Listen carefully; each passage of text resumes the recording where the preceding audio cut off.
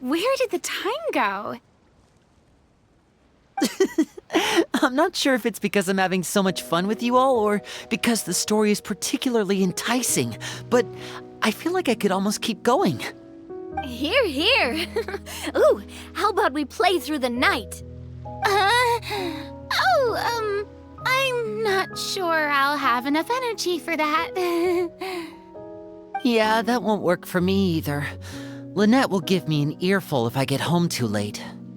I understand how you feel, Navia, but we have to change venues for the next part of the story anyway. Huh? Another location? There's a special note for the GM at the end of this section that says to proceed to an indoor set for the next part of the script. Whoa, they really pulled out all the stops for this new script. Well, even if we end the game for the day, we can still stay a little longer and hear Clorinde finish her story, right? Paimon wants to hear more about the history of the hunters. Something tells me you just want to finish the free desserts before we break for the day. That's just a coincidence, okay? Besides, to Paimon, not finishing free food feels even worse than having to buy her own. And anyway, Paimon really does want to hear more about Clorinde's master. Well...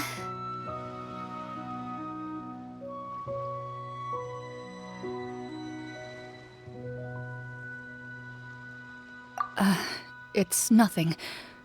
I appreciate the concern, but it's all in the past. It won't do any harm to share these things now.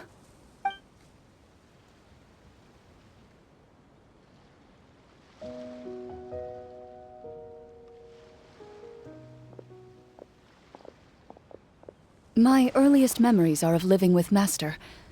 According to her, she saved me from certain people of ill repute.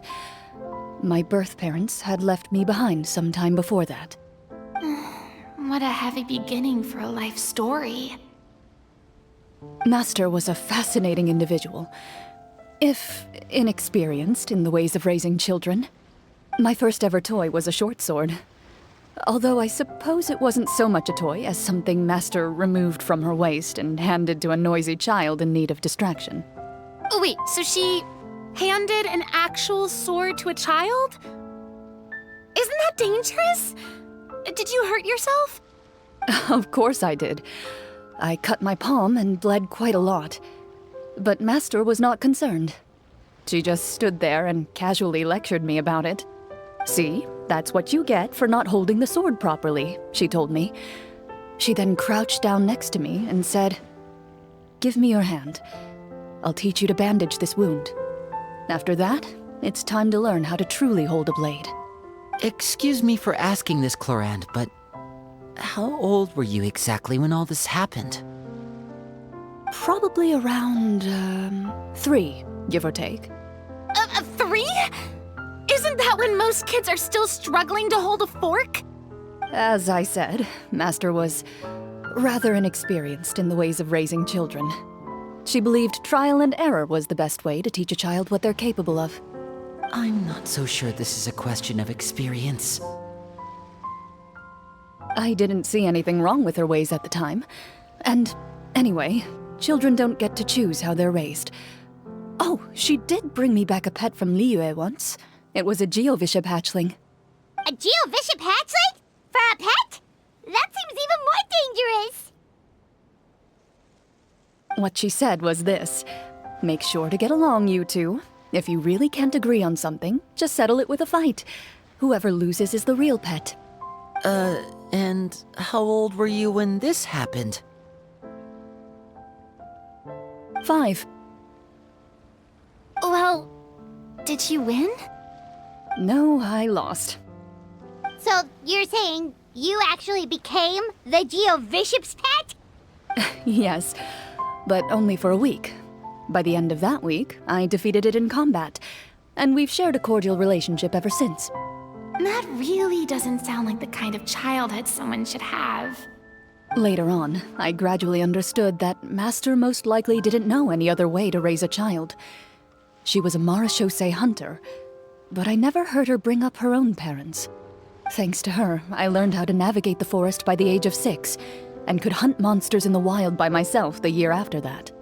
Even though the training she subjected me to was strict, she always made sure to take me traveling when she had the time. We met many of her friends during those days. That was also how I met Mr. Callis and his family. I still remember the first time we met. You were too scared to join our picnic and hid behind Ms. Petronia the whole time. I still hadn't really met many children my age at that time, so I didn't know how to interact with others. After that, though, you started coming over a lot. You loved challenging people to shooting competitions, remember? I don't think many members of the Spina ever beat you in one of those. I had a lot of fun during those days. I enjoyed them too. Oh, do you remember that one time we went exploring around the Spina together?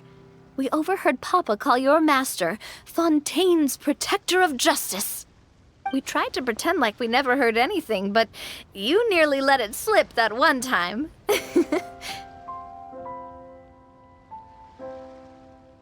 Protector of Justice?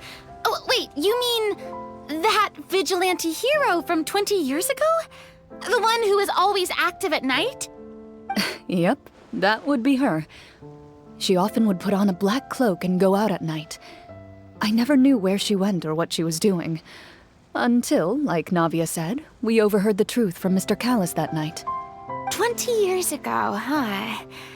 I still remember the guards leaving all kinds of witness reports about her on Nervalette's desk. My apologies. Oh, there's no need to apologize. You had nothing to do with it. And anyway, everything she did was for a good cause. Although, calling herself the Protector of Order was a bit much, especially when she deliberately operated outside the law. Huh? When did the Protector of Justice become the Protector of Order? Oh, she had a bunch of code names. I heard she would just come up with a name on the spot whenever she was asked.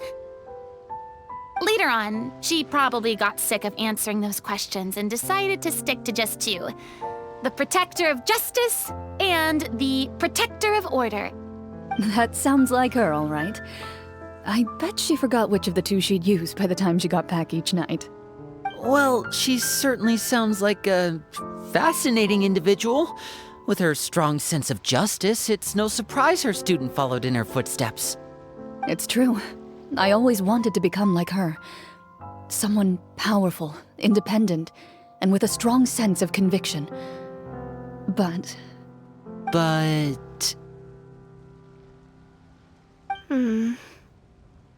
She suddenly disappeared the night I turned 10 years old.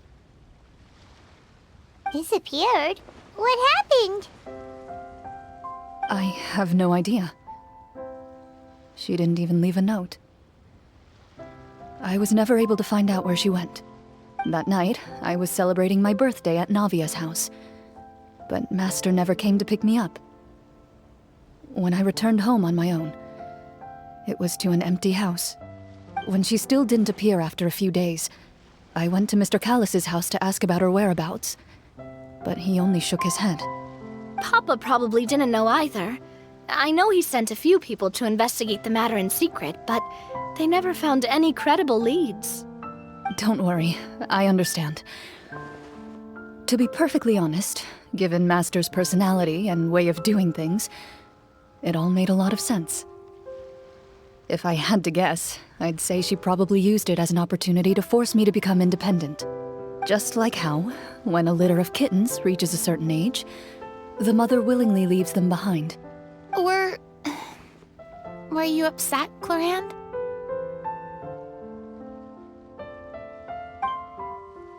I was at first, but not anymore.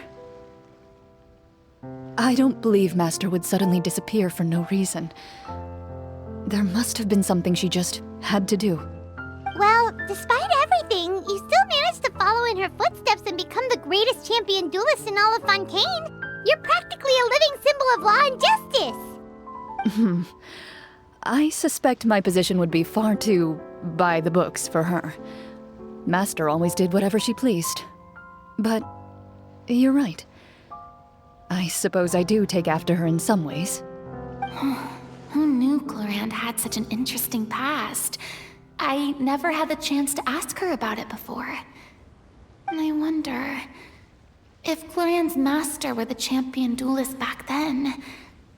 Would that duel against Mr. Callus have gone differently? Oh no.